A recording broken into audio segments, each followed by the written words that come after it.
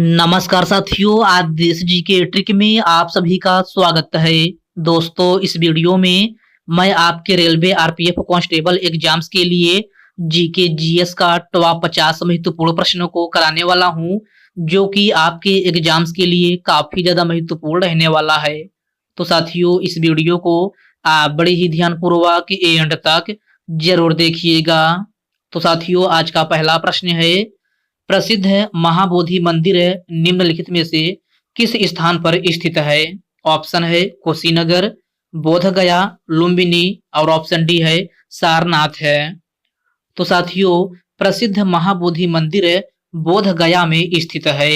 Right answer option B हो जाएगा, बोध गया। नेक्स्ट क्वेश्चन है, शेक हैंड ग्रिप शब्द निम्नलिखित में से किस खेल से संबंधित है? इसका ऑप्शन है भारोत्तोलन, टेबल टेनिस, तैराकी या फिर ऑप्शन डी है तीरंदाजी। तो शेक हैंड ग्रिप शब्द जो है आपका टेबल टेनिस खेल से संबंधित है। राइट आंसर ऑप्शन बी हो जाएगा, टेबल टेनिस। अगला प्रश्न है, पंचायत और निगम चुनाव का आयोजन किसके द्वारा किया जाता है? तो पंचायत और निगम चुनाव का आयोजन जो है आपका राज्य चुनाव आयोग के द्वारा किया जाता है। राइट आंसर ऑप्शन ए हो जाएगा, राज्य चुनाव आयोग। ओके फ्रेंड्स, इसको आप अच्छे से जरूर याद रखिएगा। साथियों, वीडियो में आगे बढ़ने से पहले आपसे एक छोटी सी रिक्वेस्ट है, अभी तक आप वीडियो को लाइक नहीं किए हैं तो वीडियो को लाइक कर दीजिए। और साथियों, अभी तक आप चैनल को सब्सक्राइब नहीं किए हैं तो प्लीज आपसे रिक्वेस्ट है, आप जो है चैनल को सब्सक्राइब करके बेल आइकन को जरूर प्रेस कर लीजिएगा। चलिए साथियों, बढ़ते हैं नेक्स्ट क्वेश्चन की ओर। नेक्स्ट क्वेश्चन आपसे पूछा गया है, निम्न में से किस महाद्वीप को ओसेनिया के नाम से जाना जाता है? एशिया महाद्वीप, ऑस्ट्रेलिया महाद्वीप, अफ्रीका महाद्वीप या फिर ऑप्शन डी है यूरोप महाद्वीप। तो ओसेनिया के नाम से ऑस्ट्रेलिया महाद्वीप को जाना जाता है। राइट आंसर ऑप्शन बी हो जाएगा, ऑस्ट्रेलिया महाद्वीप। अगला प्रश्न है, किस मुगल शासक ने मनसबदारी व्यवस्था को लागू किया था? तो मनसबदारी व्यवस्था को अकबर ने लागू किया था। राइट आंसर ऑप्शन डी हो जाएगा, Akbar. Okay friends, next question है, मानव विकास सूचकांक पहली बार कब प्रकाशित हुआ था? ऑप्शन है 1994 में, 1990 में, 1996 में या फिर ऑप्शन डी है 1992 में। तो मानव विकास सूचकांक पहली बार जो है आपका 1990 ईस्वी में प्रकाशित हुआ था। राइट आंसर ऑप्शन बी हो जाएगा, 1990 ईस्वी में। अगला प्रश्न है, धन विधेयक को निम्न में से किसके द्वारा संशोधन किया जा सकता है? तो क्वेश्चन को ध्यान से पढ़िएगा। इसमें आपसे पूछा जा रहा है कि धन विधेयक को निम्न में से किसके द्वारा संशोधन किया जा सकता है? तो यह आपका केवल लोकसभा के द्वारा संशोधन किया जा सकता है। प्रश्न नंबर 7 का राइट आंसर ऑप्शन ए हो जाएगा, केवल लोकसभा के द्वारा।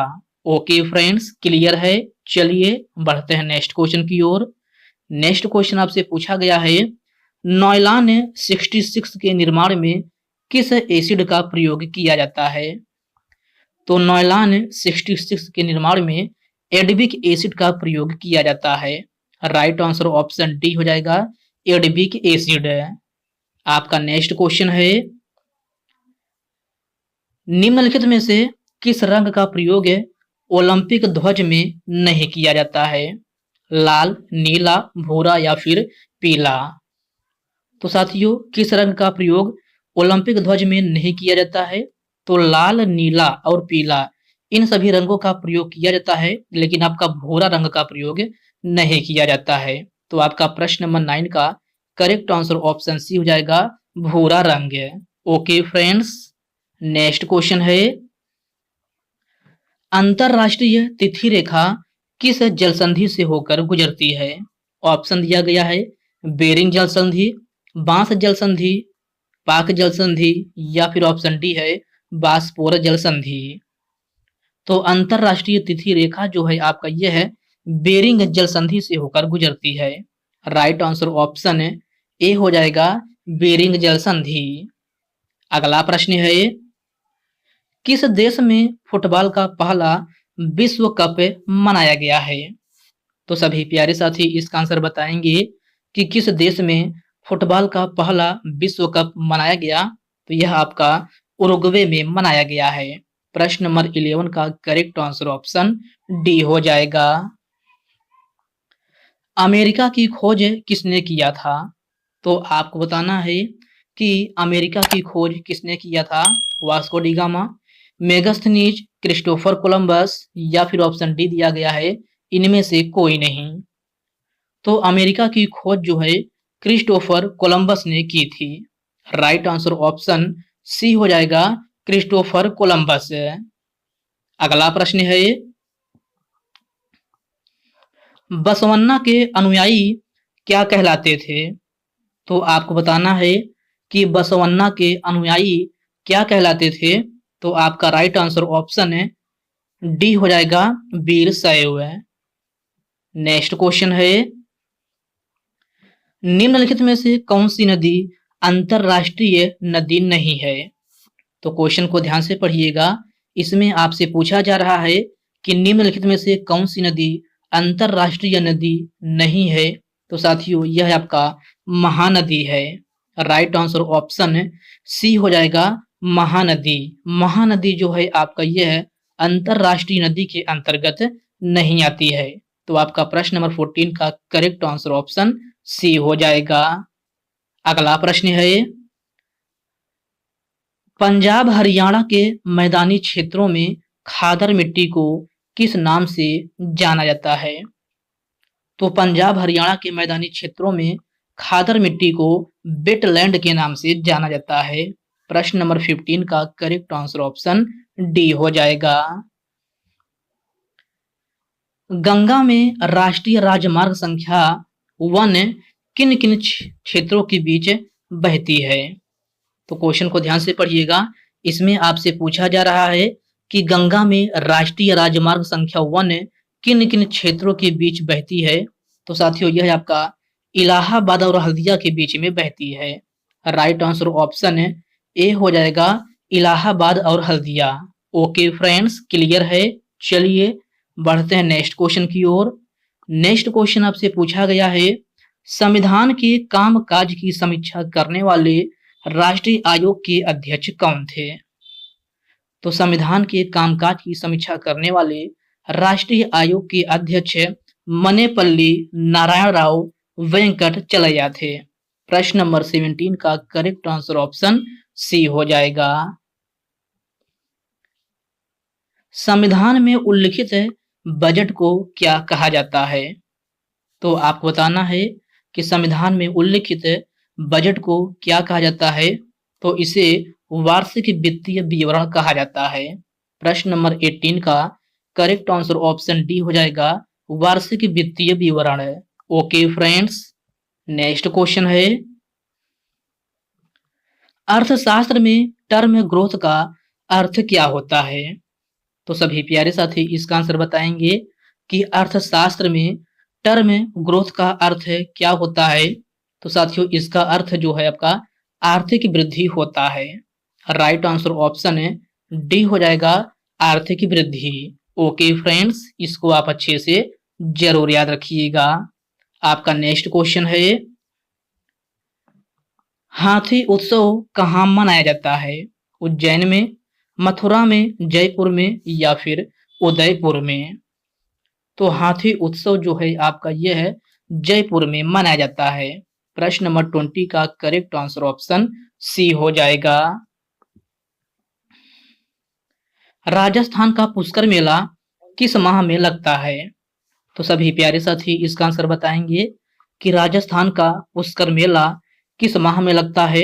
दिसंबर में, अक्टूबर में, जुलाई में या फिर नवंबर में? तो राजस्थान का पुष्कर मेला जो है आपका ये है नवंबर माह में लगता है। राइट आंसर ऑप्शन डी हो जाएगा, नवंबर माह में। पलामू टाइगर रिजर्व भारत के किस राज्य में स्थित है? ऑप्शन है झारखंड, कर्नाटक, केरल या फिर इनमें से कोई नहीं। तो मेरे प्यारे साथियों, पलामू टाइगर रिजर्व जो है आपका ये है झारखंड में स्थित है। राइट आंसर ऑप्शन ए हो जाएगा झारखंड में। गुजरात विजय की यादगार में अकबर ने किसका निर्माण करवाया था? तो आपको बताना है कि गुजरात विजय की यादगार में अकबर ने किसका निर्माण करवाया था? तो यह आपका बुलंद दरवाजा का निर्माण करवाया था। राइट आंसर ऑप्शन ए हो जाएगा बुलंद दरवाजा। निम्न में से अंतिम मुगल सम्राट कौन था? तो सभी प्यारे साथी इसका आंसर बताएंगे कि निम्न में से अंतिम मुगल सम्राट कौन था? तो यह आपका बहादुर शाह द्वितीय था। प्रश्न नंबर 24 का राइट आंसर ऑप्शन बी हो जाएगा बहादुर शाह द्वितीय। ओके फ्रेंड्स, क्लियर है। चलिए बढ़ते हैं नेक्स्ट क्वेश्चन की ओर। नेक्स्ट क्वेश्चन आपसे पूछा गया है, राष्ट्रपति के पास क्षमादान की शक्ति का उल्लेख किस अनुच्छेद में है? ऑप्शन है अनुच्छेद 72, अनुच्छेद 76, अनुच्छेद 81 या फिर ऑप्शन डी है अनुच्छेद 57। तो राष्ट्रपति के पास क्षमादान की शक्ति का उल्लेख भारतीय संविधान के अनुच्छेद 72 में है। राइट आंसर ऑप्शन ए हो जाएगा अनुच्छेद 72। पशुपतिनाथ मंदिर कहाँ अवस्थित है? तो पशुपतिनाथ मंदिर जो है आपका काठमांडू में अवस्थित है। राइट आंसर ऑप्शन ए हो जाएगा काठमांडू में। हरित क्रांति का संबंध किससे है? ऑप्शन है मत्स्य उत्पादन, खाद्यान्न उत्पादन, तिलहन उत्पादन या फिर ऑप्शन डी है इनमें से कोई नहीं। तो हरित क्रांति का संबंध जो है आपका खाद्यान्न उत्पादन से है। प्रश्न नंबर 27 का राइट आंसर ऑप्शन बी हो जाएगा खाद्यान्न उत्पादन से। ओके फ्रेंड्स, इसको आप अच्छे से जरूर याद रखिएगा। आपका नेक्स्ट क्वेश्चन है, सलाल परियोजना किस नदी पर स्थित है? चेनाब नदी, सतलज नदी, कावेरी नदी या फिर ऑप्शन डी है झेलम नदी। तो सलाल परियोजना जो है आपका ये है चेनाब नदी पर स्थित है। राइट आंसर ऑप्शन ए हो जाएगा चेनाब नदी। भारत रत्न की शुरुआत कब हुई थी? तो आपको बताना है कि भारत रत्न की शुरुआत कब हुई थी। 1953 में, 1957 में, 1962 में या फिर 1954 में। तो भारत रत्न की शुरुआत जो है आपका 1954 ईस्वी में हुई थी।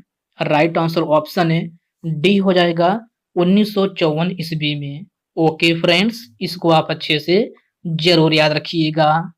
आपका नेक्स्ट क्वेश्चन है, अकबर के शासनकाल में भू राजस्व सुधारों के लिए कौन उत्तरदायी था? तो अकबर के शासनकाल में भू राजस्व सुधारों के लिए कौन उत्तरदायी था? तो आपका राइट आंसर ऑप्शन ए हो जाएगा टोडरमल। अगला प्रश्न है, रामचरितमानस के लिए लेखक तुलसीदास किसके शासनकाल से संबंधित हैं? तो क्वेश्चन को ध्यान से पढ़िएगा। इसमें आपसे पूछा जा रहा है कि रामचरितमानस के लेखक तुलसीदास किसके शासनकाल से संबंधित हैं? तो साथियों यह आपका अकबर के शासनकाल से संबंधित हैं। प्रश्न नंबर 31 का राइट आंसर ऑप्शन डी हो जाएगा अकबर। आंख के किस भाग पर वस्तु का प्रतिबिंब बनता है? रेटिना, कार्निया, आइरिस या फिर कौन से? तो आंख के किस भाग पर वस्तु का प्रतिबिंब बनता है? तो आपका राइट आंसर ऑप्शन ए हो जाएगा रेटिना पर। प्रोटॉन की खोज किसने की थी? तो सभी प्यारे साथी इसका आंसर बताएंगे कि प्रोटॉन की खोज किसने की थी। तो प्रोटॉन की खोज रदरफोर्ड नामक वैज्ञानिक ने की थी। प्रश्न नंबर 33 का करेक्ट आंसर ऑप्शन डी हो जाएगा। सॉरी फ्रेंड्स, यहाँ पर क्या होगा, प्रोटॉन की खोज किसने की थी? तो प्रोटॉन की खोज यहाँ पर रदरफोर्ड, यहाँ पर सी होगा, मैंने गलती से डी बोल दिया है। यहाँ पर आपका करेक्ट आंसर ऑप्शन सी हो जाएगा रदरफोर्ड। प्रोटॉन की खोज जो है आपका रदरफोर्ड के द्वारा की गई थी। तो आपका करेक्ट आंसर ऑप्शन सी हो जाएगा। अगला प्रश्न है, सूर्य महोत्सव निम्नलिखित में से किस शहर से संबंधित है? तिरुवनंतपुरम से, सूरत से, हैदराबाद से, या फिर ऑप्शन डी है इनमें से कोई नहीं। तो सूर्य महोत्सव जो है आपका ये है किस शहर से संबंधित है? तो आपका राइट आंसर ऑप्शन ए हो जाएगा तिरुवनंतपुरम में। ओके फ्रेंड्स, क्लियर है। चलिए बढ़ते हैं नेक्स्ट क्वेश्चन की ओर। नेक्स्ट क्वेश्चन आपसे पूछा गया है, चपचार कूट त्योहार कहाँ मनाया जाता है? सिक्किम, अरुणाचल प्रदेश, उत्तर प्रदेश, या फिर मिजोरम में? तो चपचार कूट त्योहार आपका कहाँ मनाया जाता है? तो यह आपका मिजोरम में मनाया जाता है। राइट आंसर ऑप्शन डी हो जाएगा मिजोरम। वर्तमान समय में भारतीय संविधान में कुल कितनी अनुसूचियां हैं? तो क्वेश्चन को ध्यान से पढ़िएगा। इसमें आपसे वर्तमान समय का पूछा जा रहा है कि वर्तमान समय में भारतीय संविधान में कुल कितनी अनुसूचियां हैं? तो कुल 12 अनुसूचियां हैं। राइट आंसर ऑप्शन है सी हो जाएगा 12 अनुसूचियां। वही साथियों, अगर आपसे पूछा जाए कि मूल संविधान में कुल कितनी अनुसूचियां थी, मूल संविधान का मतलब जब आपका संविधान बनकर बना था तो उस समय भारतीय संविधान में कुल कितनी अनुसूचियां थी? तो कुल 8 अनुसूचियां थी। अगर आपसे मूल संविधान में पूछा जाए तो आपका 8 अनुसूचियां थी। अगर वर्तमान समय में पूछा जाए तो वर्तमान समय में भारतीय संविधान में कुल 12 अनुसूचियां हैं। ओके फ्रेंड्स, क्लियर है। चलिए बढ़ते हैं नेक्स्ट क्वेश्चन की ओर। नेक्स्ट क्वेश्चन आपसे पूछा गया है, जल्लीकट्टू नामक त्योहार कहाँ मनाया जाता है? कर्नाटक, राजस्थान, तमिलनाडु, या फिर झारखंड? तो जल्लीकट्टू नामक त्योहार तमिलनाडु में मनाया जाता है। राइट आंसर ऑप्शन सी हो जाएगा तमिलनाडु में। कोली किस राज्य की प्रमुख लोक नृत्य शैली है? तो कोली जो है आपका महाराष्ट्र की प्रमुख लोक नृत्य शैली है। प्रश्न नंबर 38 का राइट आंसर ऑप्शन बी हो जाएगा। सन 1290 से 1320 ईस्वी तक किस वंश ने राज्य किया था? तो आपको बताना है सन 1290 से 1320 तक किस वंश ने राज किया था? तो यह आपका खिलजी वंश ने राज किया था। प्रश्न नंबर 39 का राइट आंसर ऑप्शन डी हो जाएगा। वॉलीबॉल खेल के एक तरफ खिलाड़ियों की संख्या कितनी होती है? 8, 7, 5, या फिर 6? तो वॉलीबॉल खेल की एक तरफ खिलाड़ियों की संख्या जो है आपका 6 होती है। आपका प्रश्न नंबर 40 का करेक्ट आंसर ऑप्शन डी हो जाएगा। विश्व में हरित क्रांति के नायक कौन माने जाते हैं? तो सभी प्यारे साथी इसका आंसर बताएंगे कि विश्व में हरित क्रांति के नायक कौन माने जाते हैं? तो आपका राइट आंसर ऑप्शन सी हो जाएगा नॉर्मन बोरलॉग। एस आकार का महासागर कौन सा है? हिंद महासागर, प्रशांत महासागर, आर्कटिक महासागर, और ऑप्शन डी है अटलांटिक महासागर। तो साथियों इस आकार का महासागर जो है आपका अटलांटिक महासागर है। प्रश्न नंबर 42 का राइट आंसर ऑप्शन डी बन जाएगा। फूलदेई त्योहार कहाँ मनाया जाता है? झारखंड, उत्तराखंड, महाराष्ट्र, या फिर गुजरात? आपका राइट आंसर ऑप्शन बी हो जाएगा उत्तराखंड। फूलदेई नामक त्योहार जो है आपका ये है उत्तराखंड राज्य में मनाया जाता है। आपका नेक्स्ट क्वेश्चन है, राष्ट्रीय महिला आयोग का गठन कब हुआ था? तो राष्ट्रीय महिला आयोग का गठन 31 जनवरी 1992 ईस्वी में हुआ था। राइट आंसर ऑप्शन ए हो जाएगा 31 जनवरी 1992। संयुक्त राष्ट्र दिवस कब मनाया जाता है? 24 अक्टूबर, 11 अक्टूबर, 12 जनवरी, या फिर 18 जुलाई? तो संयुक्त राष्ट्र दिवस जो है आपका ये है 24 अक्टूबर को मनाया जाता है। प्रश्न नंबर 45 का राइट आंसर ऑप्शन ए हो जाएगा 24 अक्टूबर। नेक्स्ट क्वेश्चन है, मंगल पांडे को फांसी कहाँ दी गई थी? तो आपको बताना है मंगल पांडे को फांसी कहाँ दी गई थी? लखनऊ, आगरा, बैरकपुर या फिर ऑप्शन डी है इनमें से कोई नहीं। तो मेरे प्यारे साथियों, मंगल पांडे को फांसी बैरकपुर छावनी में दी गई थी। राइट आंसर ऑप्शन सी हो जाएगा, बैरकपुर छावनी में। ओके फ्रेंड्स, क्लियर है। चलिए बढ़ते हैं नेक्स्ट क्वेश्चन की ओर। नेक्स्ट क्वेश्चन आपसे पूछा गया है, ईस्ट इंडिया कंपनी की स्थापना कब हुई थी? तो मेरे प्यारे साथियों, ईस्ट इंडिया कंपनी की स्थापना 31 दिसंबर 1600 ईस्वी में हुई थी। प्रश्न नंबर 47 का करेक्ट आंसर ऑप्शन ए हो जाएगा, 31 दिसंबर 1600 ईस्वी में। किसे एशिया की रोशनी कहा जाता है? तो एशिया की रोशनी किसे कहा जाता है? महात्मा गांधी को, गौतम बुद्ध को, अशोक को, या फिर ऑप्शन डी है इनमें से कोई नहीं। तो एशिया की रोशनी गौतम बुद्ध को कहा जाता है। राइट आंसर ऑप्शन बी हो जाएगा, गौतम बुद्ध को।